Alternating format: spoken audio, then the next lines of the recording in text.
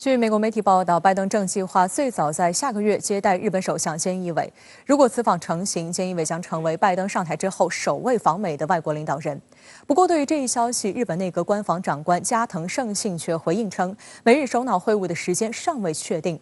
美日消息不同调，到底是什么原因？拜登上台后急于在印太地区拉帮结伙，到底是为了什么？来看报道。日本共同社援引美国媒体的报道称，菅义伟计划最快于4月访问美国，与拜登举行首脑会谈，目前已经开展相关的协调工作。双方会谈的具体日期将结合新冠疫情的状况而定，也有可能推迟到5月以后。日本读卖新闻称，美日首脑会谈主要议题预计包括强化同盟关系、推进实现自由开放的印太以及应对中国在东海和南海的动向等。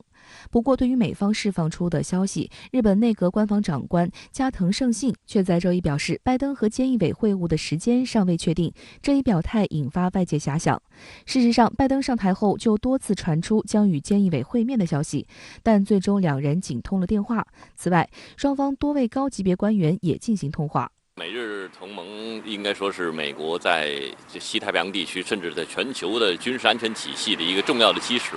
那么，每一任总统都会非常关注或者是强调日本在美国的安全体系中的作用。那么我们看到现在拜登，希望这个或者说邀请日本首相访美。那么事实上也是一方面向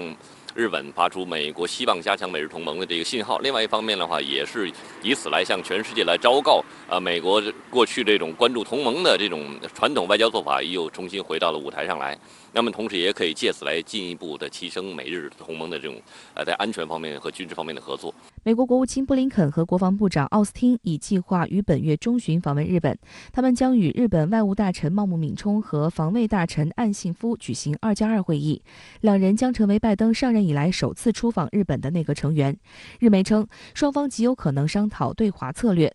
奥斯汀上周在接受美媒采访时，又再度老调重弹地渲染所谓的中国威胁论，称中国正在加强地区攻势，威胁到美国的盟友。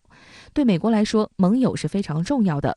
有分析称，这次的会议或许是为菅义伟访美做准备。值得注意的是，美国、日本、澳大利亚、印度4个国家预计将于本周5在四方安全对话机制框架下举行线上峰会，这同样将是拜登上任以来主持的首次峰会。预计中国相关议题将成为讨论重点。目前，印度的态度被认为是该会议能否如期举行的决定因素。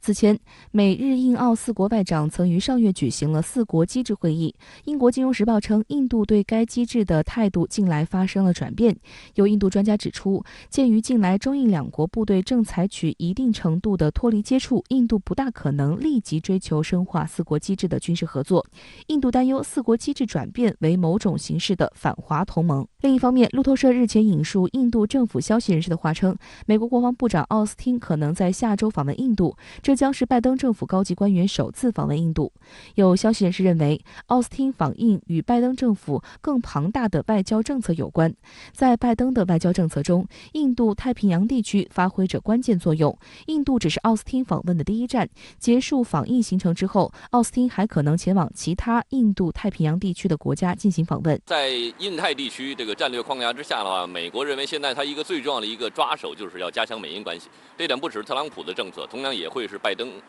延续下来的一个政策。而且现在这2年随着中印关系就有所恶化，因为边境的摩擦，所以美国认为这是一个天赐良机。那么这时候可以借此把印度拉进到美国所谓的整个印太战略的框架之下，进一步提升双方的合作，来针对中国。但是我们也看到美印之间其实还是有很多结构性的摩擦或者是问题的。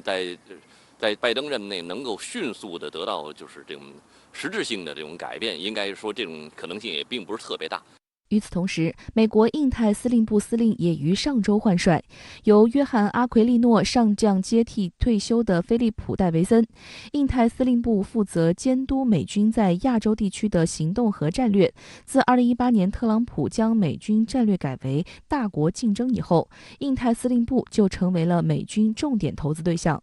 外界注意到，该司令部针对中国推出太平洋威慑计划，相关军事部署也被美媒提前曝光。这份报告明确提出一项针对中国的威慑计划，寻求在未来的2022年至2027年期间获得270多亿美元的军费预算，提升对中国的常规威慑。对于美国而言的话，继续加强在印太地区是他们应对中国崛起的一剂可以说是巧实力的一个妙招。印太司令部因为它有特殊性，多少年来一直都是主要是由这个海军的这个将领来担任司令。那么他们事实上按照军中的提升的伦理也好，或者是这个次序也好，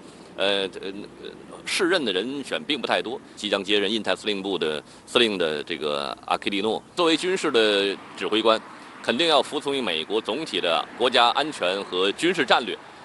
包括在对华政策上的这个一个总体的一个框架。对于中美两军关系发展，中国国防部在3月1号表示，当前中美关系正处于重要关口，中美合则两利，斗则俱伤，合作是双方唯一正确选择。香港南华早报周一发表文章提醒拜登政府，拉帮结派对付中国会砸美国的脚。文章指，拜登政府选择构筑反华同盟，不仅在应对巨大的全球挑战方面，而且在使世界经贸体系合理化方面都会阻碍进展。文章提醒，这只会扭曲贸易，并进一步割裂供应链，区域贸易可能会和多边贸易一样遭到破坏。尽管美日等国在政治上制衡中国，但两国与中国经济联系最近却更加密切。海关总署上周日发布的数据显示，今年前2个月，我国货物贸易进出口总值5.44万亿元人民币，比去年同期增长32.2%，远超市场预期。另外，中国与主要贸易伙伴的贸易出现大幅增长，显示中国与世界经济的融合进一步加深。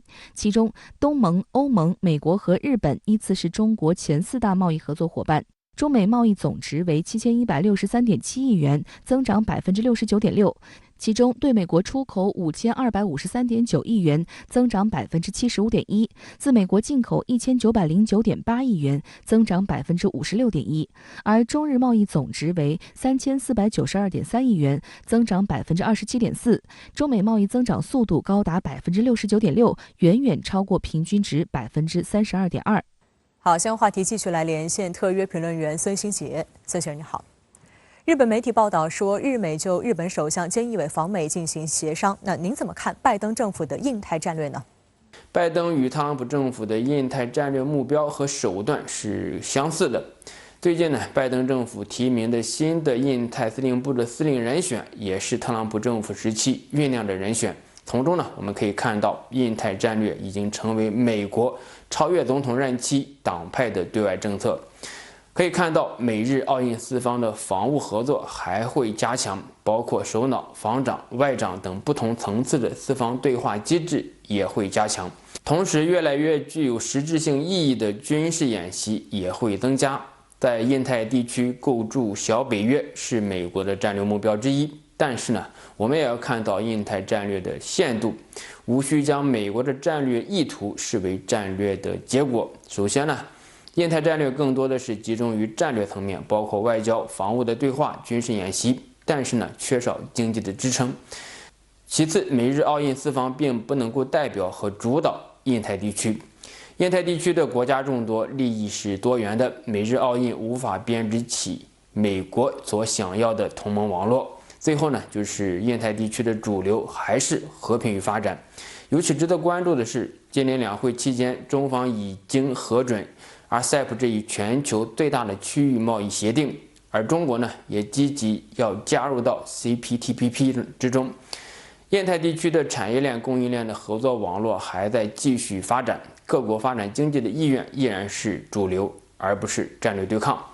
只要中国不断的推进印太地区的经济贸易合作，推动高水平的贸易区的建设，美国的印太小北约的战略就难以实现，因为它缺少经济基础。好，谢谢孙兴杰先生在线和我们分享您的观点，谢谢。